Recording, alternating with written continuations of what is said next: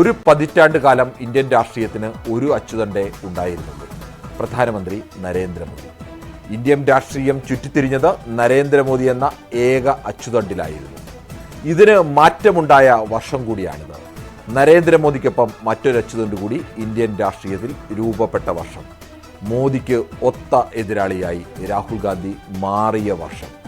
10 വർഷത്തിന് ശേഷം ഇന്ത്യക്ക് ഔദ്യോഗിക പ്രതിപക്ഷ നേതാവുണ്ടായി, രാഹുൽ ഗാന്ധി.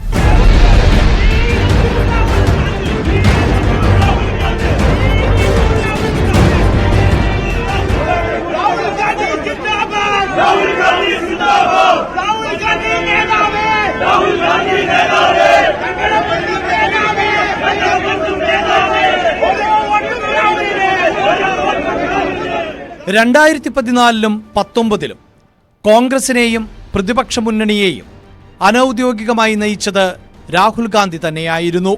പക്ഷേ അന്ന് നരേന്ദ്രമോദി എന്ന അതിശക്തനായ നേതാവിന് ഒത്ത എതിരാളിയായി മാറാൻ രാഹുലിന് കഴിഞ്ഞിരുന്നില്ല. അല്ലെങ്കിൽ ഇന്ത്യയിലെ സാധാരണ മനുഷ്യർ രാഹുൽ ഗാന്ധിയെ മോദിക്കൊത്ത എതിരാളിയായി കണ്ടിരുന്നില്ല. BJP ബോധപൂർവം സൃഷ്ടിച്ച പപ്പു എന്ന പരിഹാസപ്പേരിന്റെ തടവിൽ നിന്നും രാഹുൽ മോചിതനായ നാളുകൾ കൂടിയായിരുന്നു ഇത്. ഭാരത് ജോഡോ യാത്രയിലൂടെയാണ് ശരിക്കും പപ്പു തടവു ഭേദിച്ച് രാഹുൽ ഉദിച്ചുയർന്നത് എന്ന് പറയാം.